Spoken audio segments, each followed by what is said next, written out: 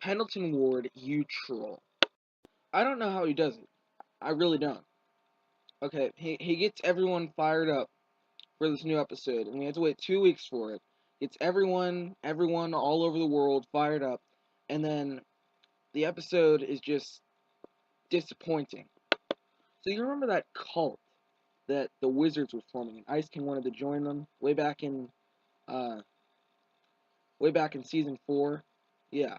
Well, now that whole group comes into play right here. Plot twist. Now that's what you call a good story, okay?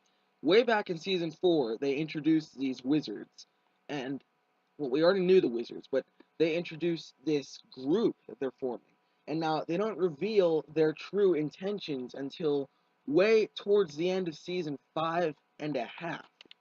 Like, did I miss something? Because this whole time they've been organizing these artifacts so they can bring this ultimate wizard guy into his true form. They're working for this dark wizard named Bellanoche. By the way, that's also the name of a pizza place around here.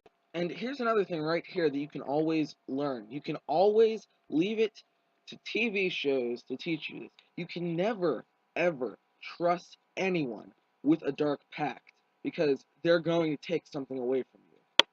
Guess what, wizards? You just lost your powers. And the part that they play is even bigger than expected. We all knew that eventually Simon was going to come back, and this group helped bring that into play. That was their exact purpose. When I first saw the preview for this episode, in fact, it wasn't even a preview, okay? Cartoon Network apparently had this thing going on. I don't know why they decided to do this, but for some reason they had all of their show previews smashed together in a whole, in I can't really explain it, but they put all the show previews together in one short 30-minute preview kind of thing. And when I first saw that, and you see Simon's crown deactivated, I'm like, wait, so that's why he's becoming Simon again. And I also read the description for the episode, which said that Simon will die without the crown, and it's not necessarily that he doesn't have the crown. The jewels were deactivated. Okay, and I'm like, if they can't get those jewels back on, we're gonna have a problem here. There was somebody on DeviantArt. I don't remember their username or anything, but they came up with a theory that said if Simon lost the jewels, or at least the jewels' power, then he would start dying. And that's exactly what happened in this episode, so it looks like their theory came true. One of the best parts was when he's walking out of Wizard City and he encounters Ash. And then Ash tells him he's ugly, and he knocks him off his magic carpet and steals it. He just knocks him out. And so now that was awesome, because now we all know Ash is a jerk, and now he really got what he deserved. He got kicked in the nuts by Marceline. He got stomped on by Finn, crushed by Jake's foot, and now Simon punched him and knocked him out. Laughed my freaking butt off. And after all this time, Simon has kept his research library lab in the back of the Ice Kingdom. He's kept it in the deep caverns inside his castle, and inside his pass-through. He kept it behind the desk, the secret corridor that leads to his workstation. So we also find out Marceline's purpose in the show, or at least in part of the plot. Um, Turns out all these years or now that she has Hambo back, and she's tended to it over the years, it is the one thing that Simon needs to turn on his past machine. And I know he was dying, but I don't think it was the right decision to call Marceline and immediately tell her that he was back, because as soon as he does, she faints. Okay, and maybe he should have broke the news to her a little bit slower, just a little bit, because you know, it's expected that she would pass out because she hasn't seen him in all those years. So I don't know what he was expecting, but you can't just rush into something like that. She's going to have some kind of reaction. It's a really nostalgic moment when Marceline comes by because he gets to make up and they see each other finally, and he remembers it.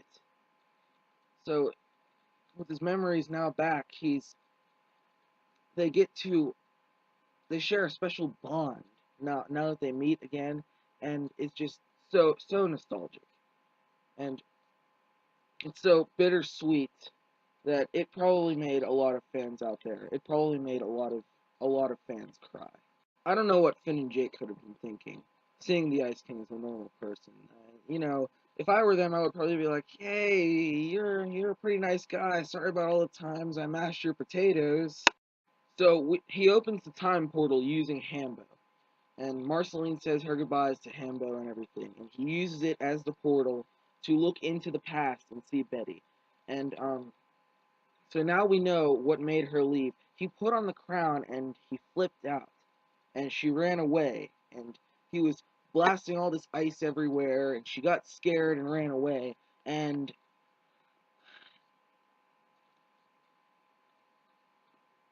there's really nothing else to say right there. It's pretty much that's pretty much it. That's why she left. That's why she left Simon all those years ago. But the thing is, the portal is in the shape of Hambo's body. So what do you think was going through Betty's mind when she sees the face of her fiance in the future, who apparently went crazy on on the body of a 1,000-year-old scraggly teddy bear? That would just be too weird for me. Yeah, I would say that's it. I'm done. Get out of my face. But this is Adventure Time we're dealing with here, and it's really sweet. He gets to apologize and all that. After all these years, finally, he finally gets to make up with her. And after all those years of not having her, and that's what drove his princess obsession when he was still the Ice King. And now that he gets to make up with her, I think that really meant a lot to him, and it really meant a lot to her, because after so many years of not seeing her, now he finally gets to do this as his dying wish. But now she jumps through the portal, shaped like Hambo, so that she can be with him again in the future. And she doesn't know that he's dying now. And so now we know what happened to Betty. She did not die. She did not run away. She didn't disappear. She's not Dr. Princess. She was taken into the future. But she doesn't want to let him die. So you know what she does? She goes to stop Bella Noche herself. That's the power of love. Her love for Simon drove her to do this. She goes and faces something that she doesn't even know. How did she know that she was going to be able to stop it? She didn't. She just went and did it. Okay, that takes a lot of power and a lot of inspiration. So that's what pretty much triggered it. And there's this whole chase scene with Death, and he's riding on some kind of invisible motorcycle or some crap like that. And he's riding and he's trying to take Simon with him because I'm guessing that he's been wanting to take Simon's soul for a long time now, because he's been the Ice King living forever. And he says to Simon, "This is your last chance to go with me, because this is your last chance to be free from the crown. If she does this, then you're going to be the Ice King pretty much for the rest of your natural life." So he's saying that this is his one chance to be free, but he didn't take it. And Simon's basically saying, if I don't let her try to do this, then what kind of person am I?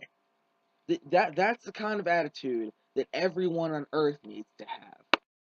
And I never knew Betty could be so strong. She goes in there inside the big black fortress that Bella Noche was forming around himself, and she goes in there, and she takes him out with one punch.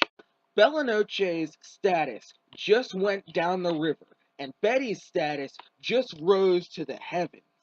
So, all the wizards get their power back. Bella Noche is gone. I don't know about forever, but at least for now. And, but the sad thing is, now that Ice King has his crown and his powers back, he lost his memories again. Why? I was so disappointed when that happened that I I couldn't even say anything. I just sat there in front of my TV and I was speechless. And what got me was how they built up all this excitement for this episode and then it all just came crashing down with that ending. Penn the Troll strikes again. Not to mention there were a lot of people who thought this episode was going to be fake because of some hoaxed storyboard that was leaked a while ago, and every um Adam Muto, in case you don't know, he's a creative director of Adventure Time. He confirmed that this storyboard was fake.